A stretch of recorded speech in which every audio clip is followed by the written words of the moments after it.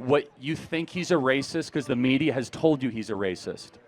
Because you can't give me an example off the top of your head, and even when you phone a friend to the audience. I'm not criticizing you. Maybe the media is lying to you. Maybe the man who's being called a racist is actually someone that's trying to improve lives of all Americans. And maybe, just maybe, Charlie Kirk would still be with us if it weren't for the lies from our media.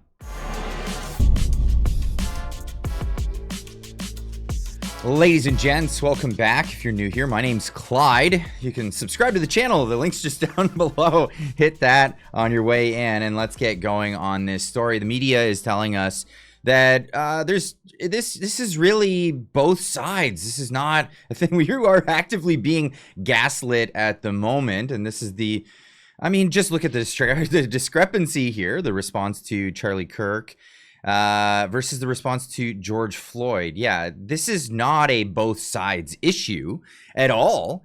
This is a one side bringing violence and the other side trying to actively engage in civility and debate and whatnot. And then when there's a tragedy, they respond with vigils, not just across the country, but across the world. That's right. Vigils have been held all over the place, and we're seeing more and more all over Canada, all over Europe. We're seeing it everywhere in America and all over. Now, Donald Trump was questioned about this, and he straight up said, no, this is not a right issue. This isn't a both sides issue. The problem's coming from the left. Well, the problem is on the left. If you look at the problem is on the left. It's not on the right, like some people like to say on the right. The problem we have is on the left. And when you look at the agitators, you look at the scum that speaks so badly of our country, the American flag burnings all over the place, that's the left, that's not the right. Well, the problem... It's not happening on the right. It's all on the left, and not just the radical left. This is a very mainstream media thing. Mainstream media, mainstream Democrats, mainstream everything. This is a rhetoric about a constant drumbeat of heated language. Well, as I'm sure everyone watching expected, we need to show you some of their own words. I just don't even know why there aren't uprisings all over the country. Maybe there will be. There needs to be unrest in the streets for as long as there's unrest in our lives. You got to be ready to throw a punch. You have to be ready to throw a punch. Donald Trump, I think you need to go back and punch him in the face. That I thought he should have punched him in the face. I feel like punching him. I'd like to take him behind the gym if I were in high school. If we were in high school, I'd take him behind the gym and beat the hell out of him. No, I wish we were in high school, I could take him behind the gym. I will go and take Trump out tonight. Take him out now.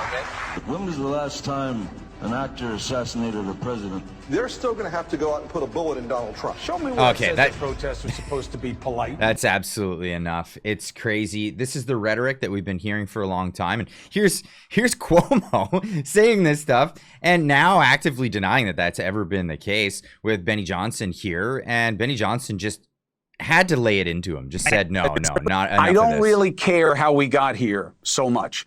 There is a lot. Of course, you don't care how we got here. You're how we got here. A lot of blame to go around. I do not see you guys as victims. You give as good as you get. There is a lot of anger. There is a lot of exaggeration. It is all hate for profit on the fringe of this battling binary political system. My question is now what?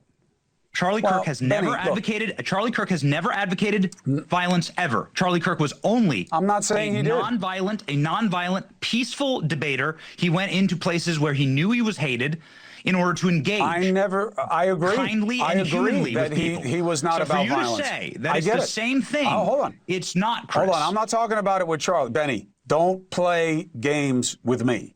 I'm giving you latitude because you deserve it, because this was your friend, and this is scary, and it hurts, and it could have just as easily been you. The dehumanization is wrong. It's wrong. There's no question. But Benny, you'll never be able to chew me out, Chris, because I'll never dehumanize. Benny, if I hear that Joe Biden gets a terminal cancer diagnosis, I'll say a prayer for him. I'll say that I hope he lives the rest of his days painless. That's exactly what I said, and every person that I know and respect, and I know them all in my ecosystem, said the same thing.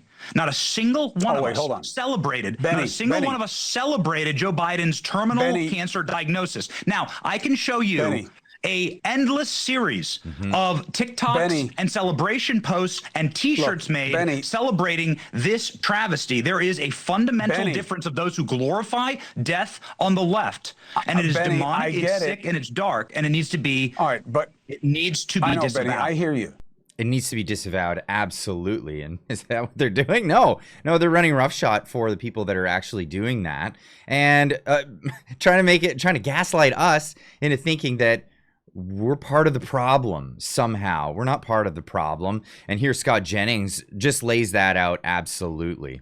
It's our friend who's dead, shot in the throat while doing what we're supposed to do as Americans, which is engage in civil discourse. He goes to a college, not known. Colleges are not known as hotbeds of conservatism. No. He goes to a college to engage in civil discourse, and now he's dead because that's what he did. So I really don't have any time for both sidesing this today. It's our friend that's dead because he was doing what you're supposed to do as an American.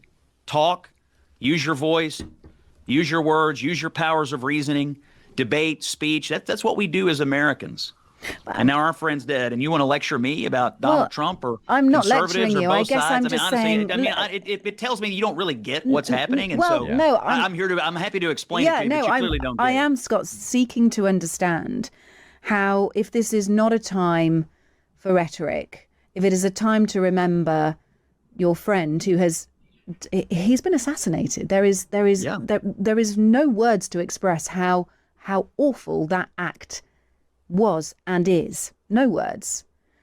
And if this is a time for respectful discourse, why is a Fox News anchor saying this is war? Why is Steve Bannon saying Kirk is a casualty of war? That's the way it feels. It feels like that on the left right now, there is increasing amount of violent rhetoric. There is an increasing amount of people who have decided that debate and politics are useless and that they need to take it to another level. That's the way it feels to conservatives. And do you know why it feels that way? Because our friend was shot in the throat and murdered in cold blood. That's why it feels that way. Because our president last summer was nearly assassinated. That's why it feels that way. Absolutely. And what do we see? We see this all over the media. Juno News reporting that, well, what is it? Even CBC, the Canadian Broadcaster Corporation, government-run propaganda outlet, defends hate expert who claimed Charlie Kirk called for queer people to be executed. Yeah, that's right. Charlie Kirk never said any such thing, but a hate expert is out there spewing this in the wake of the assassination of conservative activist and commentator Charlie Kirk. CBC is defending its decision to host a hate expert, in quotes, Barbara Perry, during the live broadcast, who falsely claimed that Kirk called for queer people to be executed. Perry is the director of the Center of Hate Bias and Extremism at Ontario Tech University in Oshawa, Ontario, that was platformed by the CBC as a hate expert to analyze the assassination of Charlie Kirk during a broadcast Thursday morning, one day after his murder. This is what she had to say about Donald Trump and Charlie Kirk.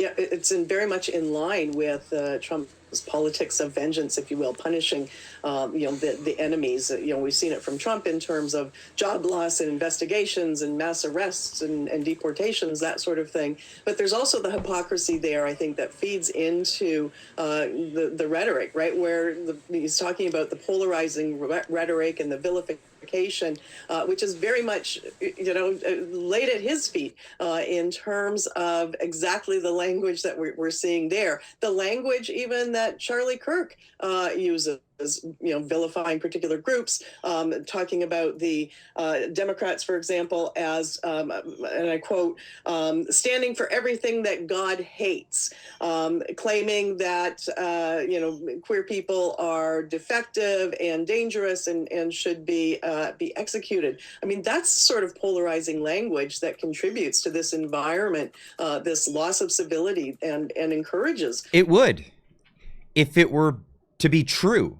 And it's not true. That's a lie. It's a bald-faced lie that this woman is propagating even after the brutal murder of Charlie Kirk in front of thousands of people and millions of people around the world watch this happen in such a public way, and they won't even walk back this lie. This is a lie, an absolute lie. What was Charlie Kirk's thoughts on gay people? Well, when someone who came in, who was an anti-gay extremist on the right, this was his response to this individual. Let me ask you a question. Are you a Trump supporter? Yes, sir. So are you a proud Trump supporter? Of course. So are you sickened that he had a gay man speak at his convention? Yes. Then you're not a Trump supporter, my friend. Thank you very much. Let me ask you another question. Should he return the money of Peter Thiel, an openly gay man who supports his campaign? No, if it helps him strategically, okay. Sure he can. Should he stop talking to Tammy Bruce, who's an open lesbian that's a Fox News contributor? If it's affecting his ideas, then probably, yeah. Okay, so you say you're a Trump supporter, yet you have all these issues and these disagreements with him. Let me be very clear about my position. My personal position: I'm a Christian first and foremost, then an American, then a constitutionalist, then a conservative, in that order. I believe marriage, biblically, if we want to have a biblical and theological discussion, as articulated in the greatest book ever to exist in the history of the world, the Holy Bible.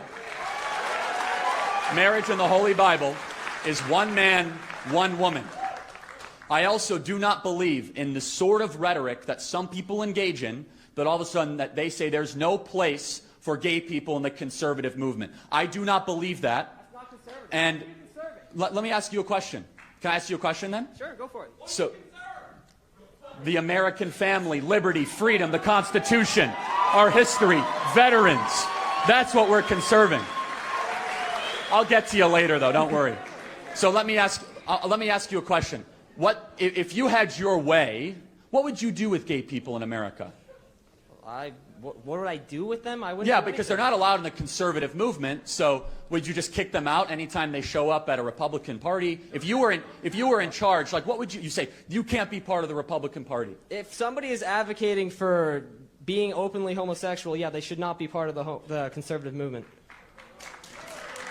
So I just want to go through the list. Guy Benson, no place in the conservative movement. Dave Rubin, no place in the conservative movement. Peter Thiel, no place in the conservative movement.